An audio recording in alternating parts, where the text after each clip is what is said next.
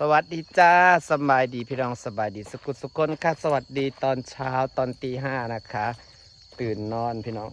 กำลังสีเข่าไปในบ้านสีลงของนะครับทำไมหน้าขาวจ้างปฏิวัติหน้าขาวย้อนทาแพงไปเมื่อกี้นี่กับรองพื้นเหมือนรองพื้นกันแดดมันเลยขาวหมกหมอกนะคะ มาปิดไฟก่อนค่ะปิดไฟแล้วเราก็จะไปโขงกันนะครับพี่น้องครับไปหาปลาไปรุ่นน้ำกันเราจะได้ปลาเปล่าปิดไฟแล้วเราก็จะลงของนะครับพี่น้องบรรยากาศตอนตี 5บรรยากาศตอนสลัวตี 5อยู่ที่บ้านเฮาพี่น้องสวยปะบรรยากาศยามเช้ากำลังสีแจ้งกำลังพื้นกำลังสลัวนะแต่ว่าในกล่องมันก็สีใสเนี่ยนี่กระสิบไปหาปลาเบิ่งว่าจะได้ปลาบอกพี่น้องมือนี้หาปลากระเป๋าปีศาจตื่นเช้าทุกวันปกตินะนาฬิกาปลุกเนี่ยนาฬิกาปลุกตื่นเองไปกับบรรยากาศบ้านเราตื่นมาทำรั้วทำสวนวันนี้เราจะทำทางเดินตรงนี้ให้มันสวย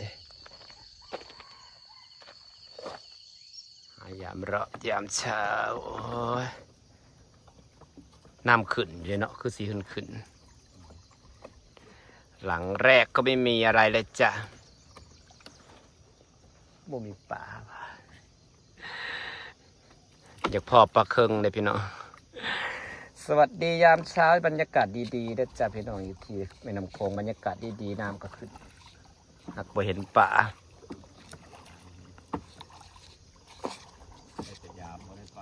ไม่เห็นอยากพอปลาเคิงใหญ่ดินกับพระเด้พี่น้องนี่ปีก่อนนะยามรอบหมานปีใส่เบ็ดมันมานะพี่น้องตั้งแต่ข้าเจ้าเห็ดวังสงวนมานี่แหละหาปลากะใส่เบ็ดกับบ่ค่อยมานะก่อนโอ้ยปลามานปลาตองว่าสันมันปลากายตอนนี้ตี 5:30แล้วค่ะบรรยากาศริมโขงก็สิสดชื่นนี่พี่น้องนี่จ้าวิตาปลามายาลาบบัดยามตกแรงมาข้าเจ้าทางถิ่มเบิดเด้พี่น้องนี่เกิดใหม่ปีต่อปีได้อันบักใหญ่ๆสูงเลยนะความมันเกิดไวสัตว์บบาบ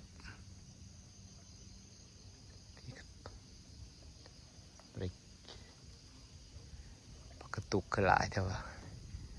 ตุกขยะเปิดเสาขึ้นในตะลังเปิดเสาขึ้นในตะลังครับเห็นมีป่าจักเถื่อพี่น้องเอ้ยเสร็จแล้วป่าเปิดเสาขึ้นในตะลังมันจะเศร้าโหป่าผักตบเริ่มหลายแล้วกำลังสิไหลมองเบิ่งป่าซา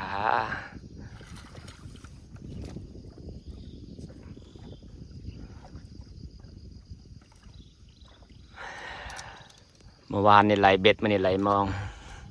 เอาเบ็ดไปใส่ไปเลยมั้งตอนแรงเมื่อวานได้อยู่ปลาเองมันกินนะปลาย่างบ่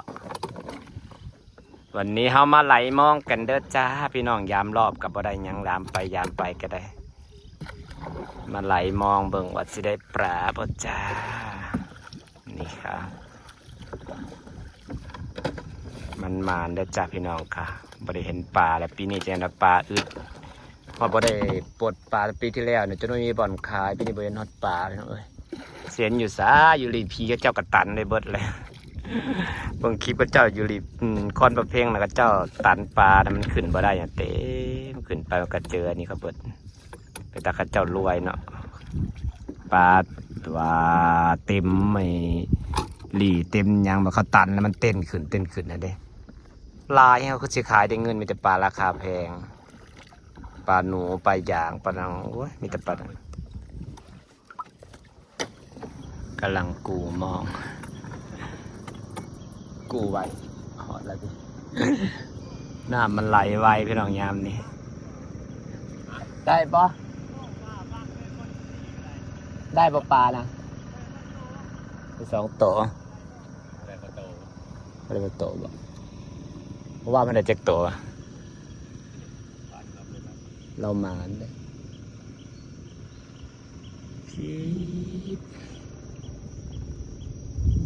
บรรยากาศเย็นเย็นพี่น้องยามเช้าคือมันจะคือฝนสิตกนี่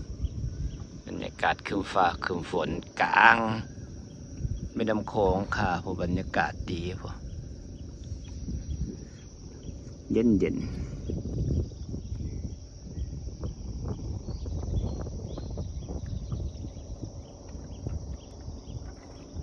ป่องคือรูปดีดิบดีมันของแล้วมาถือปลาจากพ่อปลาตัวใหญ่ๆจ้าหาปลากันนะจ๊ะ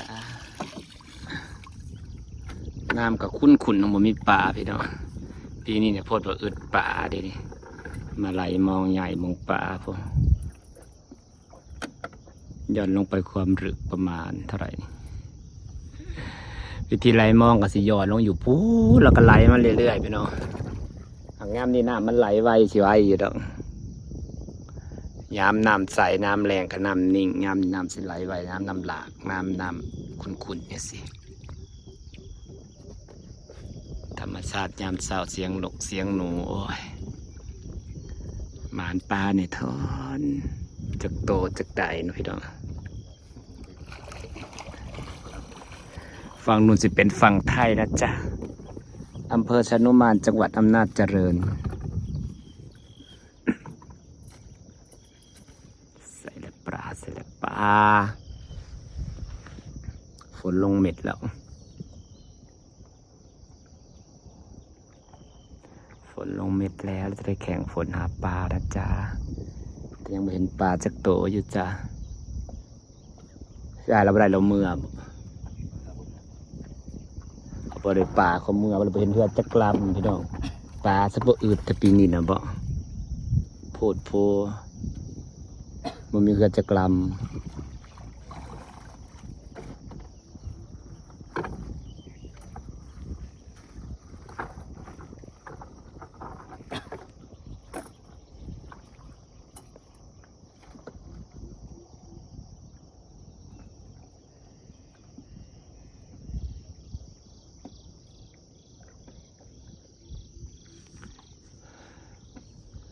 บ่เห็นปลาจักดีเลยจ้าใส่ละปลาใส่ละปลา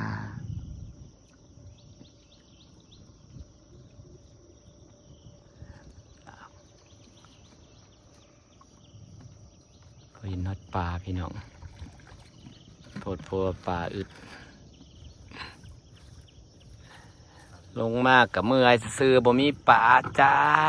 นี่จ้าตื่นแต่เช้าตื่นแต่ตี 4 ตี 5ก็บ่เห็นปลาจักโตต้องลงไล่กลางคืนคือจะฟังไทยก็เจ้าได้ปลายางแต่ละมืออันนี้เพิ่นบ่ให้ลงกลางคืนก็เลยเบิดสิทธิ์จ้ะลงได้แต่กลางเว้นก็บ่เห็นมีปลาอยู่ตามแก้งใส่สันเองพวกเขาพอทำพวกนะเขามาตึกปลานะเขาได้แก้งลุ่มนะบ่ได้เขาไปเขาบ่ได้เฮ็ดวังสงวนบ่ต้นบ่แม่นต้นอยู่กลางน้ำอยู่บ่อนอันนั้นนะบ่อยู่บ่อนตรงขามไอ้บ้านนาพองนั่นไหมแม่นบ่ที่มันสิอยู่กลางน้ำเป็นแก่งกลางน้ำเคยไปเล่นอยู่คามลายมันบอกว่าเขาบ่ได้เฮ็ดวังสงวนมันอยู่กลางน้ำเป็นฝั่งขอนไปฝั่งไทยเลยได้แต่เขาจะบันตึกปลาแก่ปลาเคิงปลาหยังนะใส่เบ็ดแขนเบ็ดก็สิได้มาเห็นปลาจากตัวพี่น้องแบบนี้ก็สิได้มือนะคะอายามรอบปฏิยามเมื่อวานมันก็จะสวยงาม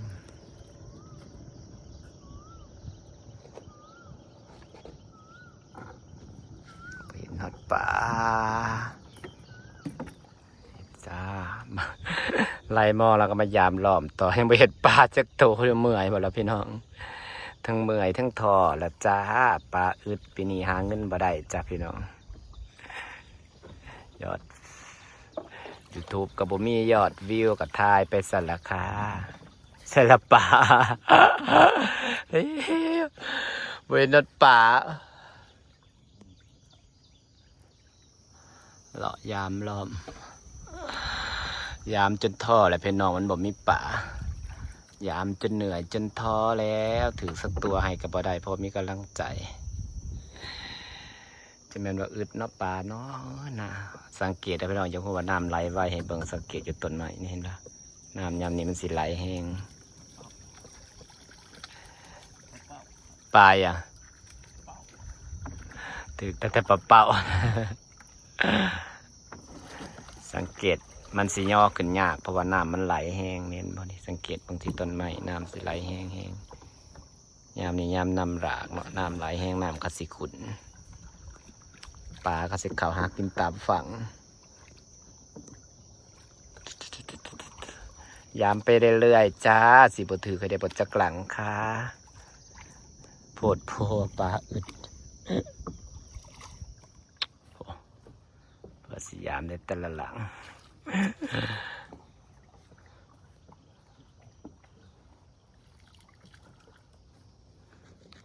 ได้ผักตบไปใส่หนองเลยเราก็สอบมาเก็บผักตบมืออื่นกันแรงมาหลอกเก็บผักตบไปใส่หนองให้ปลาพอได้ปลาซ่อนพอได้หอยซ่อนเนาะหนองมันโหลนโพดปลาพอเดี๋ยวนี้ปลาเขาหลายแล้วปลาหลายแห้งหลอกเก็บผักตบ